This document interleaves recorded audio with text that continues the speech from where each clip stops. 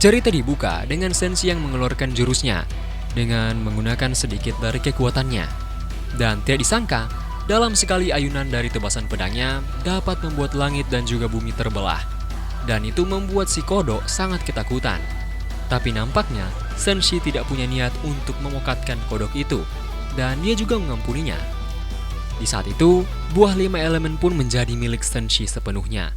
Tapi mendadak, Huang Er pun berkata kalau dia ingin membeli beberapa dari buah Senshi berapapun harganya. Di saat itu, lagi-lagi Huang Er membuat suatu tindakan bodoh yang sangat khas dengan dirinya. Senshi sudah tak bisa berpikir lagi seberapa polosnya anak ini, seperti yang diharapkan dari mantan kekasihnya. Oh, baru tahu guys, ternyata mantan pacarnya ternyata ya guys ya. Di saat itu, lebih parahnya lagi, Huang Er ini malah memperlihatkan harta berharganya. Namun, tidak hanya satu, tetapi banyak sekali harta berharga yang dia tunjukkan. Bahkan karena itu, sang kodok pun langsung berpikiran jahat untuk mengajak Senshi memokatkan Huang Er akibat banyaknya harta yang dia miliki. Namun tentu, Senshi langsung memarahi si kodok dan menyuruhnya diam. Di saat itu Senshi pun menasihati Huang Er karena kelakuannya yang ceroboh ini. Apalagi setelahnya, Senshi mengetahui kalau Huang Er menyelinap keluar dari dalam sektenya secara diam-diam.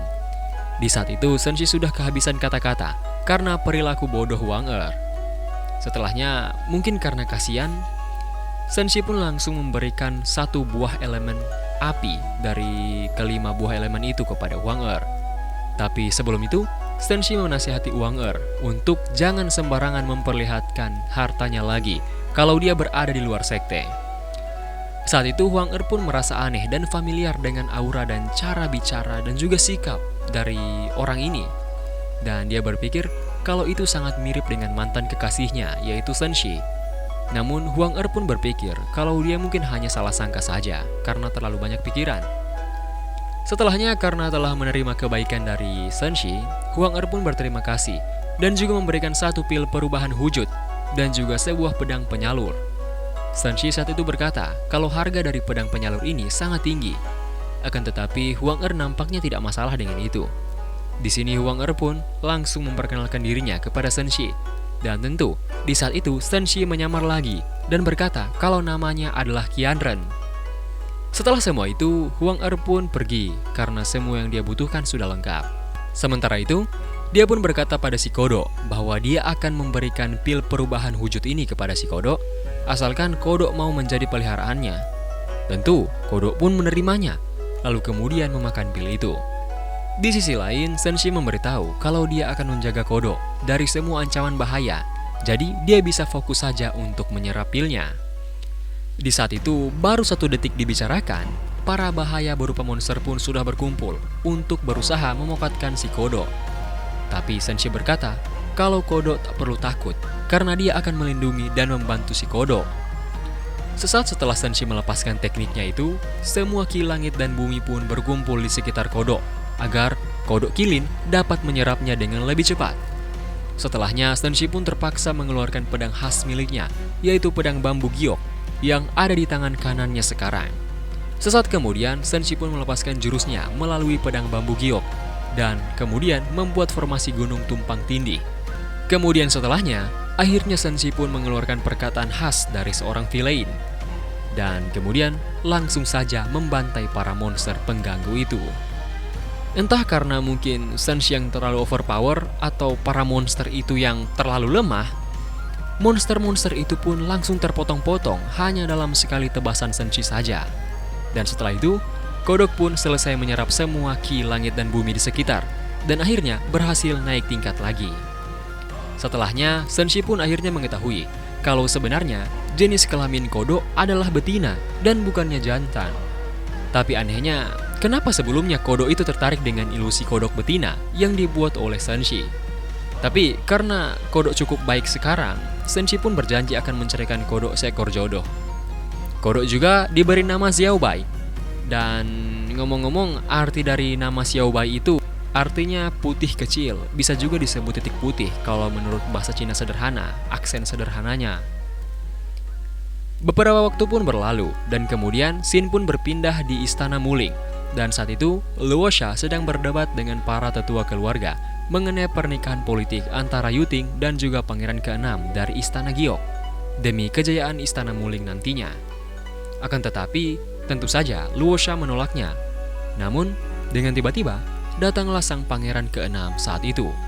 Sesampainya dia di tempat ini, dia pun langsung menawarkan kalau Luo Sha dan anaknya menikahi dia saja katanya, agar supaya Istana Muling bisa berkembang.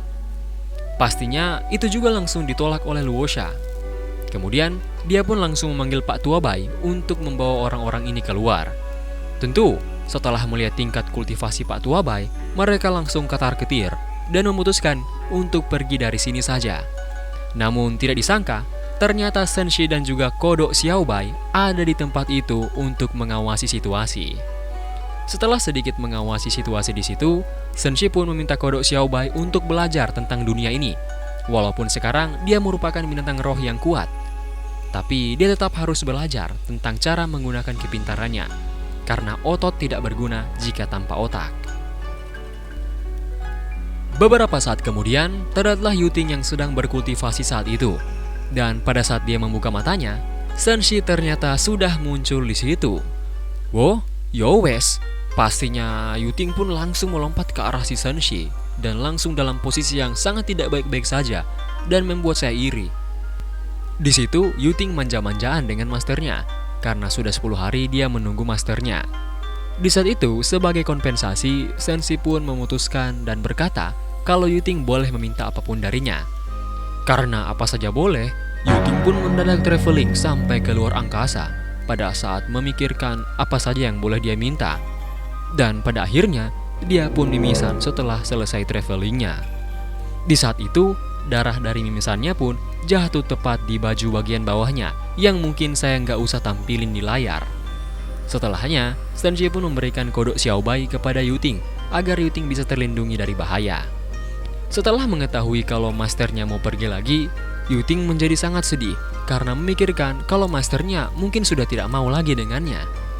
Sementara momen itu berlanjut, sialnya mamanya Yuting pun datang, dan of course, dia pun menjadi sangat salah paham dengan penampakan yang ada di depan matanya. Di sini dia mengira kalau si Senshi ini sudah begini-begini dan akhirnya jadi begini. Dan karena itu, dia pun segera keluar dari ruangan itu karena menyadarinya. Luo Sha nampak sangat kesal dengan Senshi karena dia mengira Senshi sudah begitulah dengan anaknya. Saat itu dia pun bergumam, apakah itu karena dia sudah terlihat tua sekarang, sampai Senshi tidak tertarik dengannya. Jelas, karena perkataannya salah, Senshi pun membantahnya, dan saya juga pasti akan membantah itu. Saat itu, Senshi pun menjelaskan semuanya kepada Luo Sha, agar tidak terjadi kesalahpahaman yang berbegitulah pokoknya. Luo Sha pun perlahan maju, lalu menggoda Senshi dengan kata-katanya setelah masalah itu terselesaikan. Tentu, tidak sampai di situ saja. Luo Sha juga semakin menggoda Senshi yang nampak salting saat itu. Di sisi lain, karena Senshi tidak tahu mau bilang apa, dia pun langsung lari dari situ dan juga memberitahu kalau ada beberapa hadiah yang dia siapkan untuk Yuting. Tolil. Kalau saya itu sudah.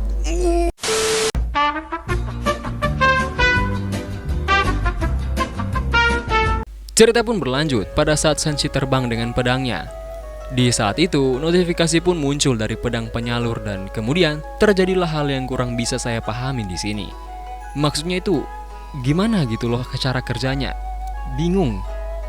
Tapi di sisi lain, Senshi merasa bingung juga dengan maksud dari Huang yang mengiriminya pesan ini. Bersama dengan itu, terlihatlah Huang yang nampak sangat bahagia. Dan nampaknya Huang ini sudah mengetahui kalau Qianren itu adalah Senshi. Dan dia merasa gembira setelah mengetahuinya. Mungkin itu cuma teori saya guys ya, dan bisa jadi itu salah. Dan mungkin kita bisa tahu ke depannya. Oke, lanjut. Ternyata Senshi itu sebenarnya belum putus dari Huang dan Huang sudah mencarinya selama ini karena dia tidak tahu kenapa Senshi pergi tanpa mengucapkan selamat tinggal dulu kepadanya. Oh, jadi belum putus toh. Pantesan.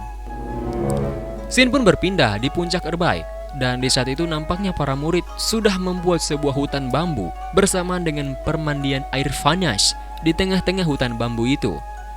Di sana, tentunya, Yuling yang sangat jahil sedang bersiap memangsa puncak-puncak erbay milik Ming Tian.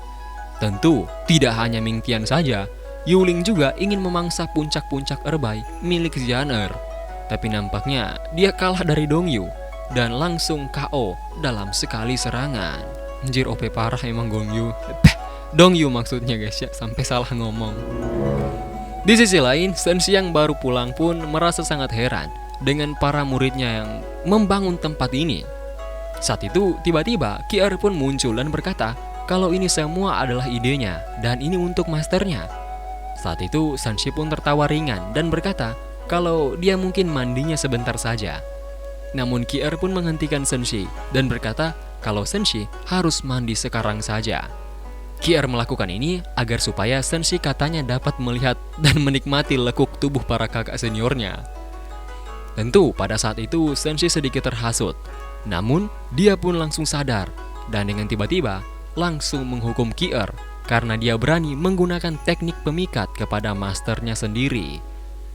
Setelah hukuman itu, Shen Xi pun langsung menasihati Qi agar supaya tidak mengulangi ini lagi.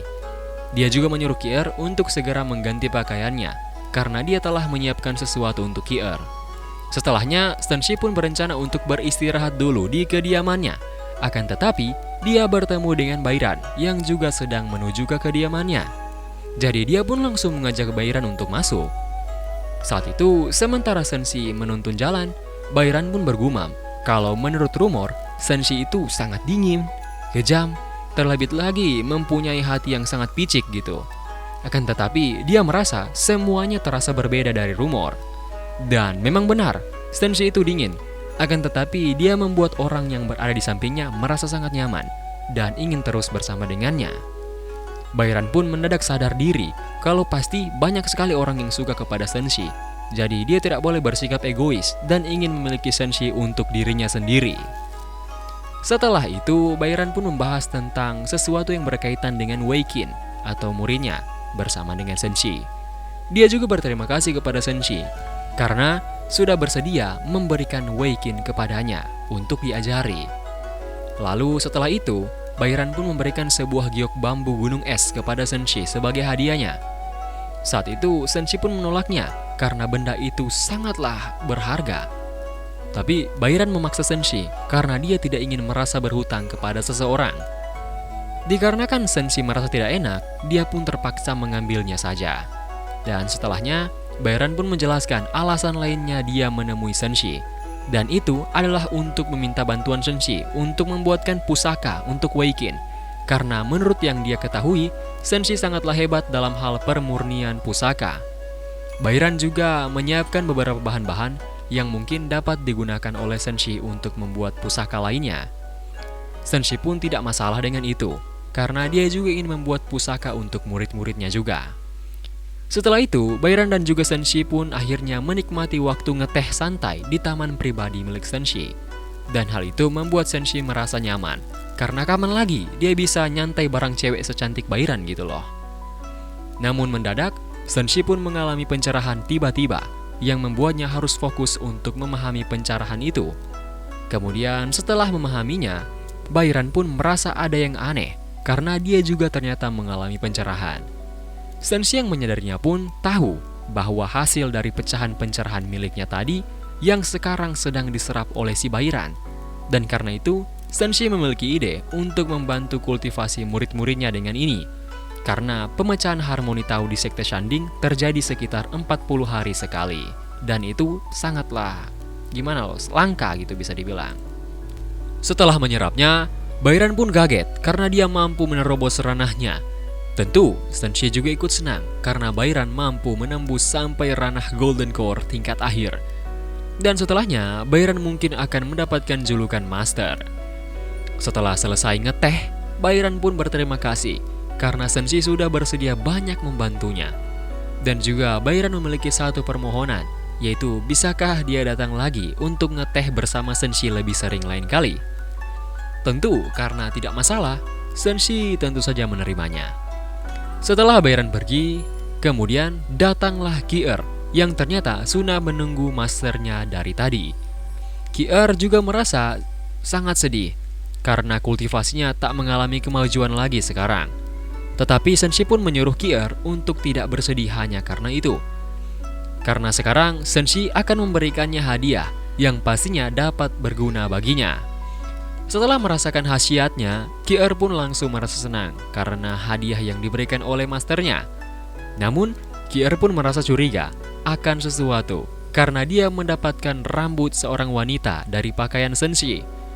Tapi, Ki-er tidak masalah karena masternya yang terlalu tampan dan menawan sehingga memikat begitu banyak betina kemanapun dia pergi. Saat itu Ki-er pun langsung lari sambil mencari gara-gara dengan masternya soal wanita-wanita milik masternya yang ada di luar sana. Cerita pun berlanjut 3 bulan kemudian, tepatnya di puncak utama sekte Sanding. Saat itu mereka melapor kepada pemimpin sekte soal sekte Diking yang nampaknya sudah mulai bergerak dan ingin memulai perang dengan sekte Sanding mereka. Tentunya pemimpin sekte berkata kalau mereka harus bersiap-siap saat ini. Oleh karena itu, pemimpin sekte meminta mereka untuk mengirim orang ke sekte Dongming dan juga sekte Yuhua untuk meminta bantuan kepada mereka. Untuk sekte Dongming, salah satu tetua siap untuk pergi. Tetapi untuk sekte Yuhua, mereka geleng-geleng kepala dan menolak karena ada beberapa kasus yang terjadi akibat seseorang pergi ke sana, baik itu sengaja maupun tidak sengaja. Karena pada saat kembali dari sana, seorang pria akan diserap bukan hanya susunya saja, tetapi kultivasinya juga diserap. Ngomong-ngomong, kalian mengerti kan apa yang dimaksud susu pria? Kalau nggak mengerti, search di Google dulu deh. Oke, lanjut.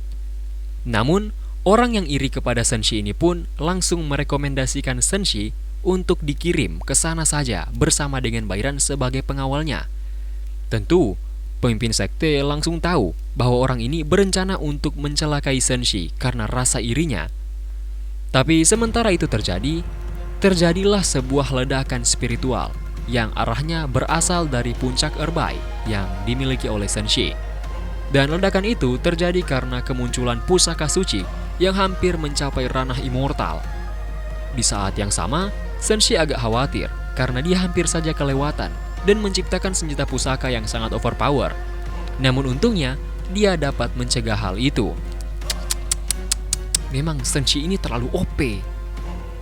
Nggak ada obat pokoknya ya. Saya nggak tahu mau bilang apa lagi. Pokoknya dia ini nggak ada obat. Setelahnya, para murid pun datang untuk mengunjungi Senshi yang baru keluar dari latihan tertutupnya selama 3 bulan ini. Saat itu, Ki-er mengabari kalau dia sudah mengalami banyak sekali kemajuan berkat masternya. Namun, karena Ki-er terlalu dekat-dekat dengan master mereka, Dongyu pun cemburu dan menahannya. Tapi nampaknya Dongyu salah pilih saingan karena Ki-er itu jahilnya minta ampun. Dan di saat itu mereka pun langsung saling menatap seperti sedang saling bersaing gitu loh. Di saat itu Dongyu juga memberitahu kalau dia mengalami kemajuan lagi dan bahkan sudah menguasai teknik yang masternya ajarkan kepadanya. Dan oleh karena itu dia membutuhkan bantuan seseorang volunteer yang ahli dalam memblokir ledakan energi spiritual atau roh. Ya, dan pada akhirnya Dongyu dan juga Ki-er pun melaksanakan friendly battle yang membuat Senshi tambah pusing karena tingkah mereka berdua.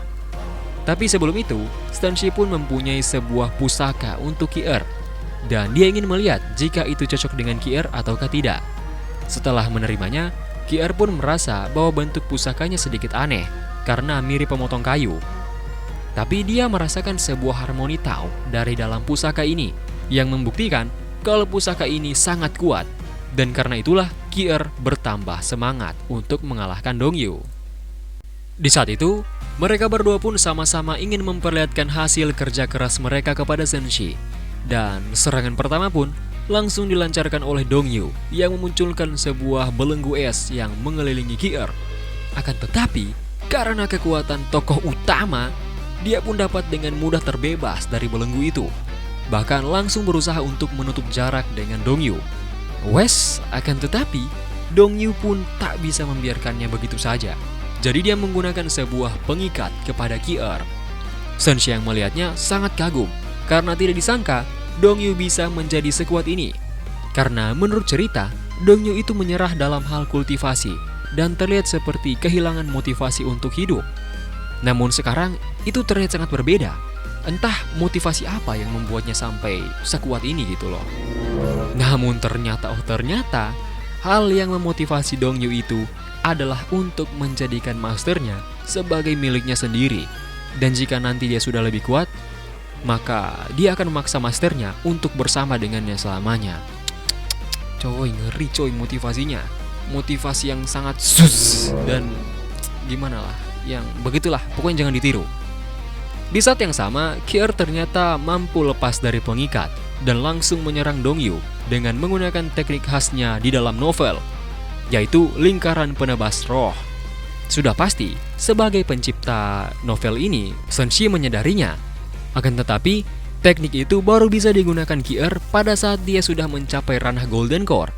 Sementara sekarang, dia masih sangat jauh dari ranah Golden Core. Jadi, agak gimana gitu, agak nggak mungkin kalau dia bisa mencapai teknik itu.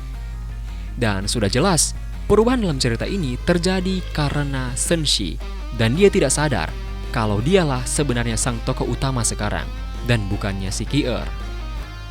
Di sisi lain, Dongyu yang melihat kemampuan itu kemudian tersenyum, karena walaupun teknik itu kuat, akan tetapi Ki-er masih belum memiliki banyak pengalaman untuk memakainya. Ya, saat itu sudah bisa dipastikan kalau ini merupakan kemenangan Dongyu, karena dia memang lebih kuat dari Ki-er dalam berbagai aspek. Namun Senshi pun berkata bahwa si Ki-er tidak perlu sedih karena itu. Setelah Senshi membantu menamai teknik baru mereka, dia pun berencana ingin membagikan pusaka dan harta suci milik para murid yang lain. Dikarenakan hanya tersisa 2 bulan lagi sebelum latihan sekte Shanding dilaksanakan. Saat itu, Mingtian mendapatkan sebuah perisai, Yuling mendapatkan sebuah tongkat sihir. Akan tetapi, milik Xian-er dan Dongyu itu sangatlah sekali. Tentu saja, semua ini merupakan rencana dari Senshi. Akan tetapi, dia tetap mengelak, walaupun murid-muridnya nampak sudah menyadari bahwa harta mereka sangatlah sus. Di saat itu, Xian-er pun langsung bertanya kepada Senshi tentang cara memakai benda ini. Di situ, Senshi pun langsung memberitahunya, dan sesudahnya, Xian-er tentu langsung memakainya.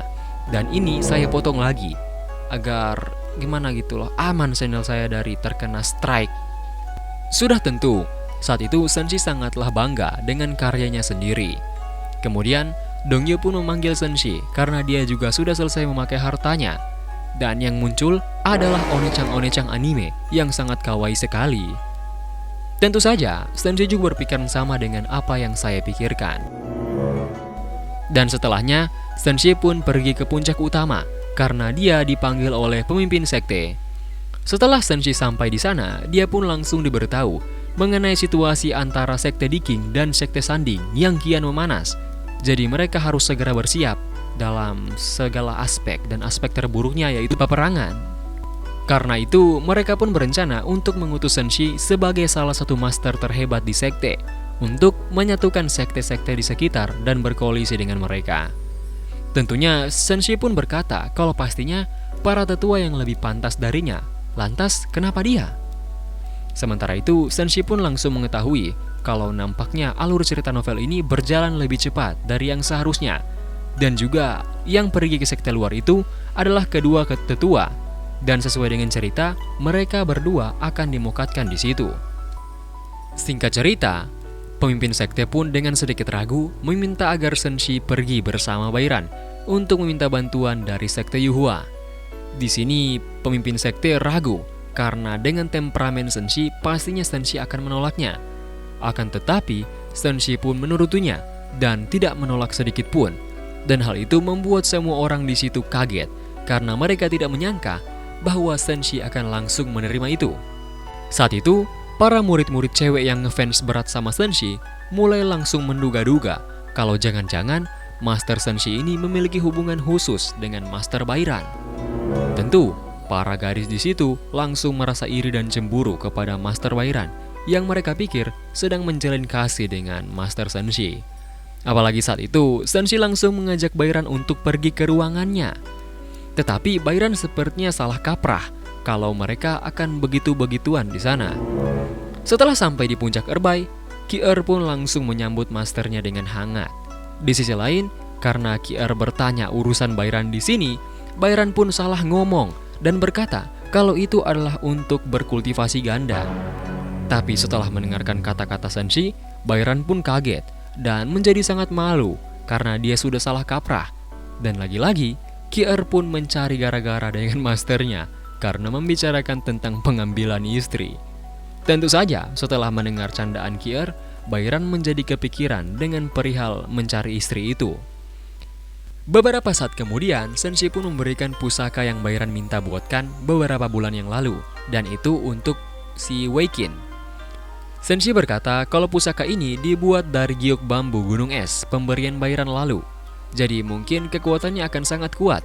Tetapi Senshi juga telah memasukkan beberapa segel pengaman ke dalamnya agar itu aman untuk Weikin. Jadi Bairan tentu saja tidak perlu khawatir. Setelah itu, Bairan pun berterima kasih kepada Senshi. Dan setelahnya, Senshi pun mulai menjelaskan tentang rencana mereka untuk pergi ke sekte Yuhua nanti. Tapi sementara Senshi menjelaskan, Bairan malah hanya sibuk mengagumi sikap dan wajah Senshi yang sangat menawan. Dia bahkan tidak sadar pembahasan ini sudah sampai di mana dan sudah selesai saat itu. Dan di saat yang bersamaan, Senshi menjadi bingung dengan apa yang dibicarakan oleh Bairan sekarang ini. Ditambah lagi, Bairan langsung pergi begitu saja dari sana dengan wajah yang memerah karena sangat malu. Di sisi lain, Ki-er merasa sangat cemburu, jadi dia menguping pembicaraan masternya dengan Master Bairan. Tapi dengan mendadak, Senshi pun langsung muncul di belakangnya sambil berbicara tentangnya yang sudah sedikit lancang. Saat itu Senshi pun menyuruh Ki-er untuk pergi berkultivasi saja sekarang dan membiasakan dirinya dulu dengan pusaka yang dia miliki. Setelah mengerti, Ki-er pun langsung pergi dari tempat itu. Di sisi lain, Senshi sedang menyiapkan sebuah rencana untuk menghadapi masalah yang kian cepat datangnya karena butterfly effect yang dia sebabkan. Sesaat kemudian, dengan tiba-tiba, pedang penyalur pun keluar untuk memperlihatkan notifikasi pesan yang sangat-sangat banyak dan belum di-read oleh Senshi. Saat itu Senshi pun langsung meluangkan sedikit waktunya untuk chattingan dengan Huang Er karena dia kasihan gitu. Di sisi lain, Huang Er kebingungan karena mungkin Senshi masih marah dengan masalah mereka dahulu. Saat itu, pelayannya pun meminta Huang Er untuk jujur saja mengenai perasaannya kepada Senshi. Ya, tentu saja, saat itu dia langsung menolak karena itu terlalu memalukan. Di saat itu, Senshi merasa kesal karena Huang Er terus saja bertanya. Jadi dia pun memberitahu kalau dia akan pergi dengan salah satu master untuk menyelidiki sebuah alam rahasia yang tentunya bohong. Saat itu, Huang Er merasa cemburu karena Senshi pergi dengan orang lain, apalagi dia mengetahui itu seseorang wanita. Jadi dia hanya bisa memberitahu untuk hati-hati saja kepada Senshi. Akan tetapi, dia nampaknya tidak menyerah begitu saja, karena dia berencana mencari tahu wanita lancang mana yang berani menggoda lelaki miliknya. Lelaki nggak tuh? Cerita pun berlanjut di keesokan harinya, lalu terlihatlah Bairan dengan setelan yang sangat cantik, dan dia sudah siap untuk pergi bersama Senshi ke sekte Yuhua. Cerita pun berlanjut pada saat Senshi dan juga Bairan yang saat itu sedang menuju ke sekte Yuhua.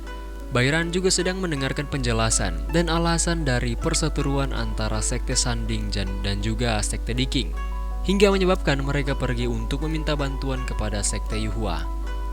Setelahnya, Senshi pun memiliki sebuah strategi, karena dia menduga kalau sekte Diking sedang mengawasi pergerakan mereka.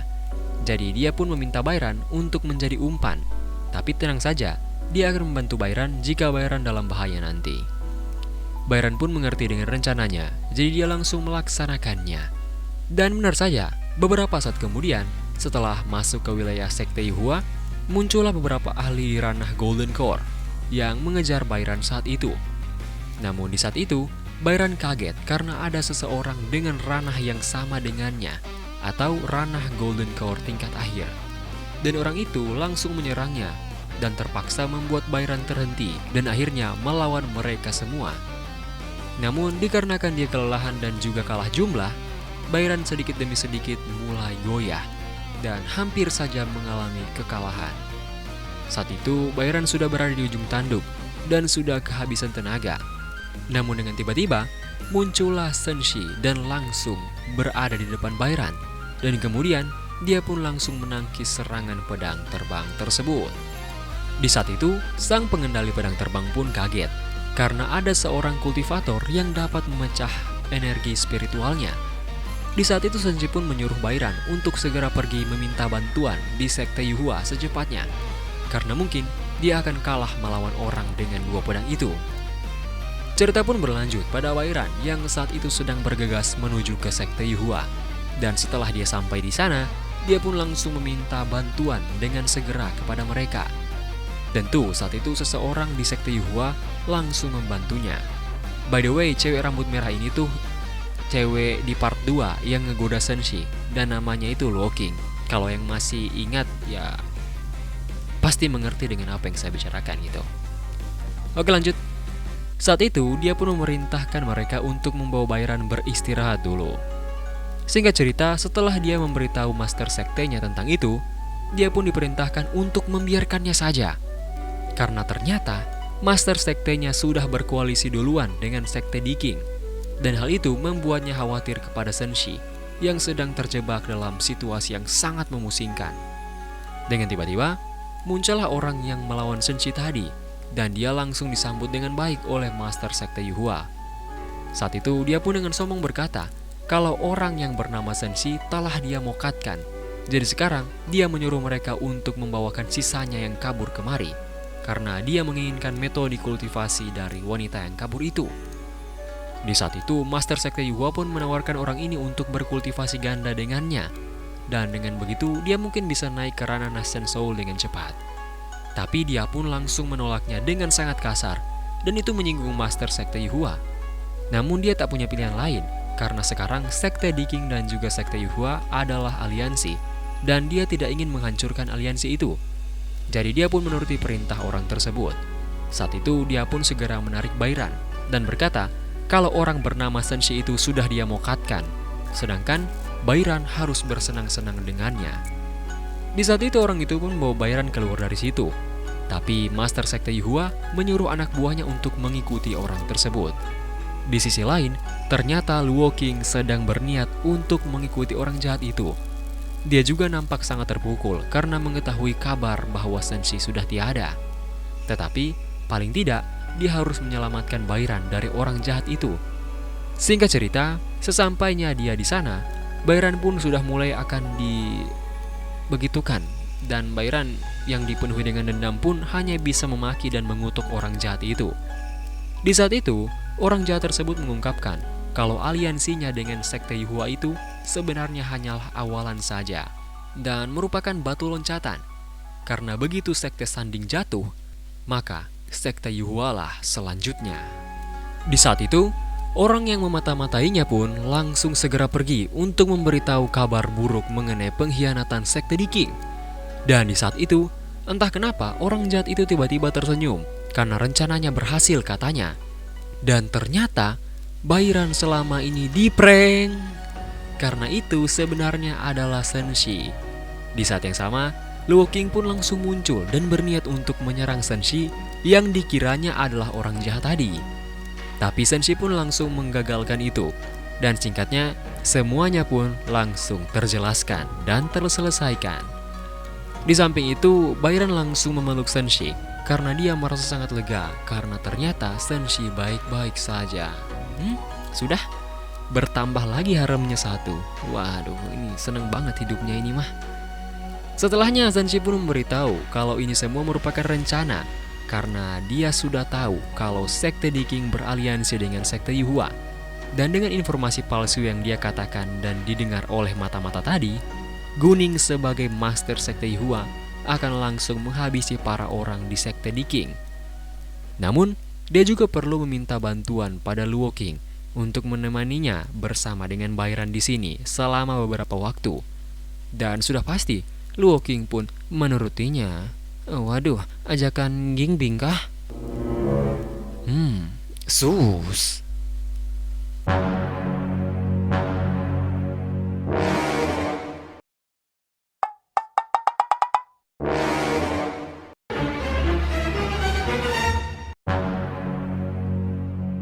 Setelah mengalami hal itu, Senshi pun mendadak langsung berdiri. Apanya bang yang berdiri? Kakinya lah. Emangnya apa lagi? Pikiran kalian tuh terlalu brutal guys ya. Di sisi lain, nampaknya Master Sekte Yuhua, yaitu Guning, telah menyelesaikan para elit Sekte Diking yang berada di dalam Sekte Yuhua. Namun saat itu Senshi pun muncul di depannya dan langsung mengungkapkan kalau semua ini adalah rencananya sejak awal. Saat itu Guning pun marah dan mencoba untuk memokatkan Senshi. Dan Luo Qing nampaknya menyadari niat membunuh Guning yang sangat kuat yang terpancarkan di situ. Tetapi Senshi pun tertawa kecil dan kemudian melepaskan batasan yang selama ini dia pakai untuk menutupi tingkat kultivasinya yang sebenarnya. Dan hanya dengan satu gerakan kelopak mata Senshi saja, Guning langsung mengetahui kalau ranah kultivasi Senshi itu berkali-kali lipat di atasnya. Dan tentu saja, dia langsung ketar-ketir karena dia sadar bahkan hanya dengan tiupan Senshi saja, dia mungkin akan langsung menjadi debu. Di saat itu, Senshi pun memberitahu Guning untuk merahasiakan hal ini. Dan tentu saja, dengan penuh hormat dan rasa takut, dia langsung menuruti perintah Senshi. Tentu saja, Bairan dan juga Luo Qing sangat terkejut melihat hal tersebut. Di saat itu, setelah sedikit membicarakan rencana selanjutnya mengenai Sekte Diking kepada Guning, Senshi pun memberitahu sebuah kode untuk bersikap biasa saja setelah itu. Dan ya pastinya, itu langsung terjadi di saat itu juga. Dan ditambah lagi, itu membuat Bairan dan juga Luo Qing tambah-tambah heran. Setelahnya, Senshi pun berpamitan kepada Guning, karena ini sudah waktunya bagi dia untuk pulang. Setelah mengantar Senshi cukup jauh, Luo Qing pun merasa sedih karena mereka sudah akan berpisah di sini. Akan tetapi, Senshi pun langsung mengatakan sebuah syair yang sangat bagus, yang mengartikan bahwa jika takdir menyetujui, mereka akan bertemu kembali nanti. Dan setelahnya, mereka pun pergi dari situ. Di samping itu, Luo Qing nampaknya sudah terlanjur jatuh hati kepada Senshi.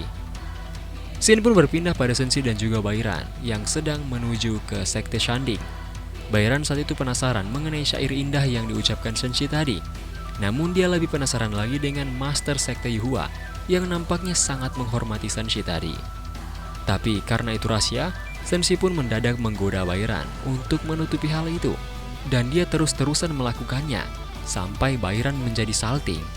Dan nampaknya sekarang tanpa sadar Senshi sudah mulai terjangkit dengan penyakit menggoda milik para muridnya yang sedikit merubah kepribadiannya menurut saya.